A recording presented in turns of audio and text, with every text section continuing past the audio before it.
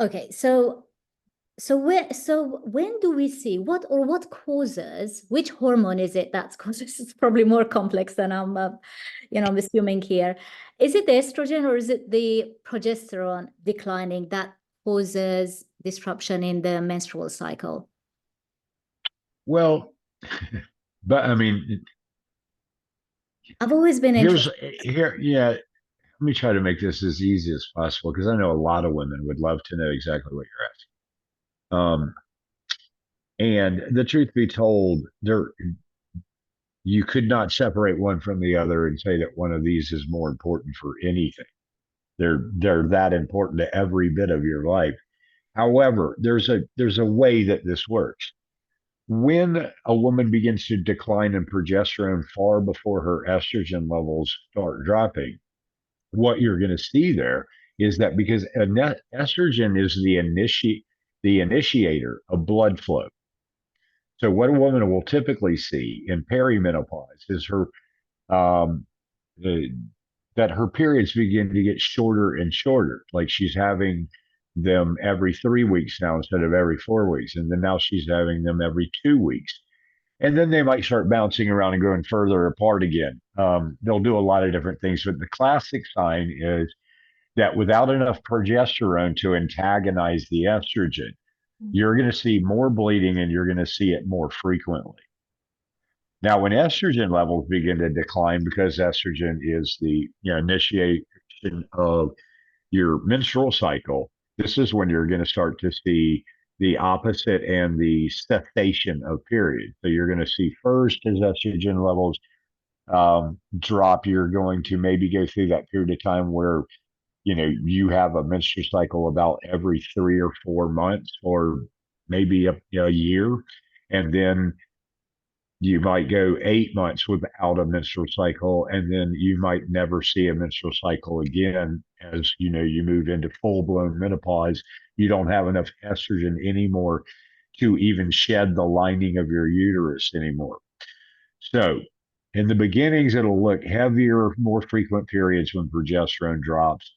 When you start beginning to decline and having periods and they get shorter and further apart and stop altogether, that's going to be the estrogen deficiency side of this. And that's usually what comes with the hot flashes and night sweat, is that going through that first part of the estrogen deficiency part of, as you're entering into the menopausal picture and you don't have enough estrogen around. Estrogen, in a very crude analogy that I will use sometimes just to get people to understand it, estrogen is kind of like the radiator fluid in your car. The reason that you have that in your car is so that your engine can burn at that high level of heat without destroying all of the components within the engine itself. So you've got this coolant that flows through the engine while the engine's running, and it keeps it cool. This is what estrogen does in the female body. It keeps the body cool, and it keeps the liver mainly cool, because the liver is the hottest organ system in the body, because it's where all the metabolic machinery is going on. And how you'll know this is because I'm sure you talk to hundreds of women, as I do every day, who um, one of their first questions is, why is it do I wake up between 1 and 3 o'clock every AM?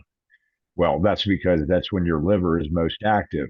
And you take an already hot organ and you put it through what is its time frame, especially when you're asleep. It goes into house cleaning mode, and it begins to try to clean up all of the daily activity, all the metabolites from all the biochemical pathways, anything you ate today that you shouldn't have eaten today, anything that you did to poison your blood that you shouldn't have done today.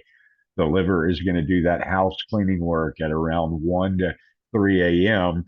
And if it gets too hot, you can't sleep through that type of stuff. So you wake up, and sometimes you notice the heat, and your pajamas are soaking wet. That'll happen a lot for a lot of women. But other times they don't even notice the heat symptoms. They just cannot stay asleep between 1 and 3. And that's because the liver is too busy, and it's too busy to allow you to reach a deep level of sleep and to be able to sleep through that. So, looking at it from that perspective, what do you do about that? Well, we want to keep the liver cooler. How do we do that? Well, how are we going to get more estrogen utilization? Or can we do that through diet? Can we do that through supplementation?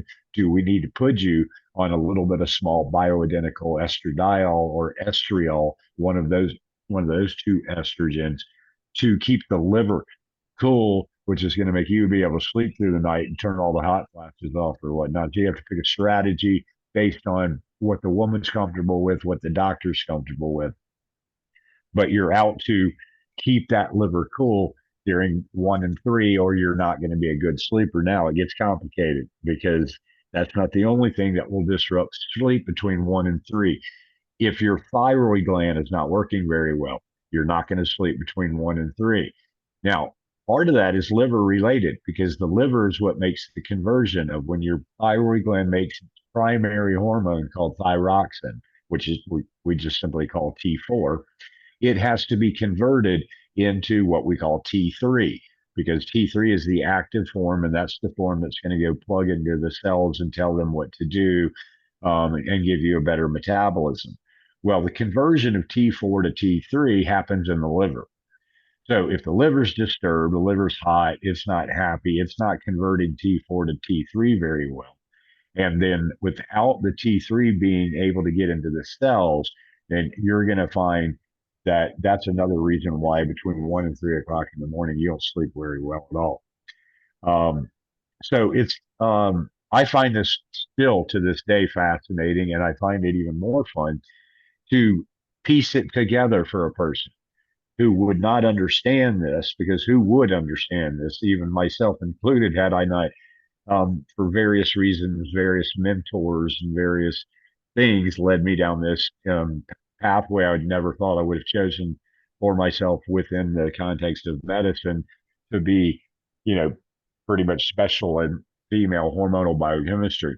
But what I was getting at is it is very rewarding to put this puzzle back together for a woman and go, you know, when we get your T4 converting to T3 accurately and into the cells of your body, and we take some of this heat out of the liver, you are going to find that your life looks like a whole new person.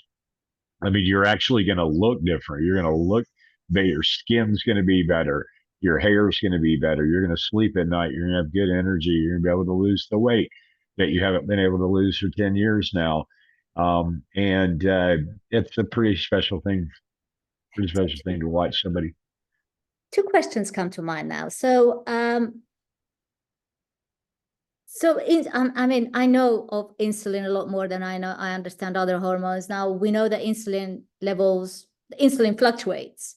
Yeah. That if you look at, a graph, and the body's, a non-diabetic body's sort of release of insulin, it's like a wave. And I know that, in fact, I've seen a graph showing estrogen, testosterone, all the other hormones fluctuate throughout the day. So if you are going to test someone's hormonal deficiencies, Yeah. what kind of test is needed? Because at that particular moment in time, their graph might show a high estrogen and low testosterone, but then we don't know what's happening over the remaining 24 hours in that day. So Yeah. testing.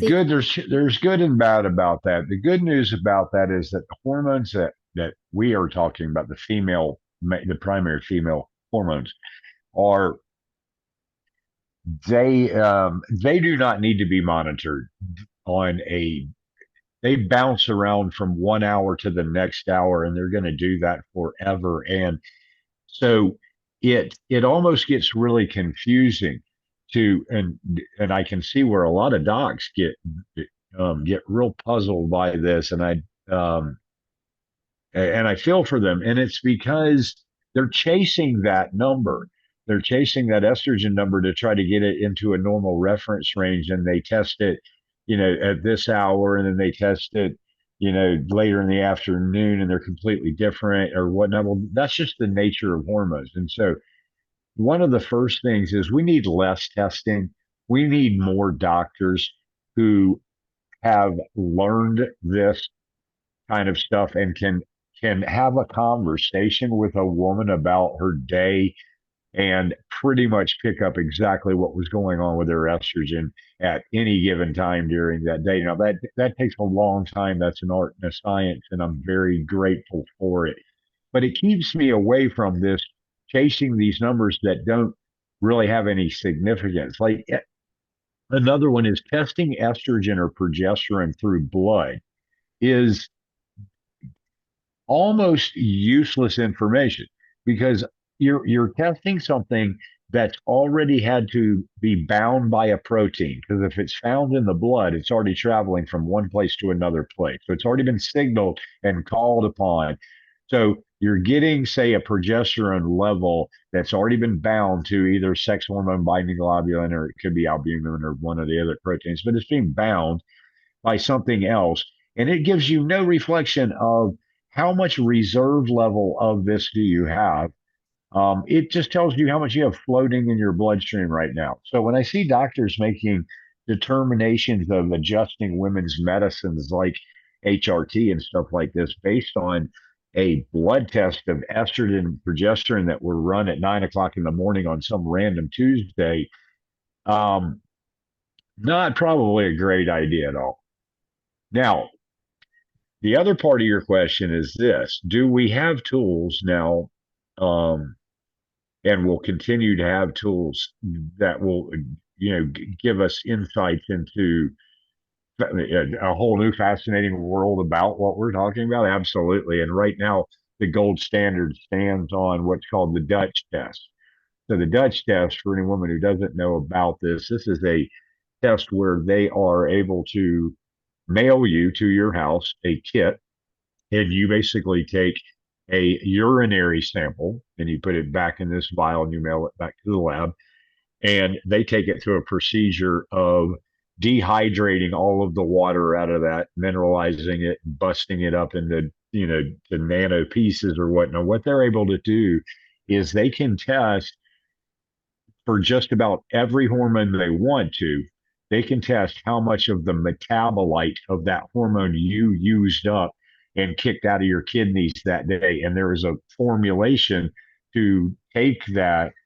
Um, there's a formula to plug that into that they do for you. That you don't have to do this. That will give you a very accurate level of how much of this hormone you actually have in your body.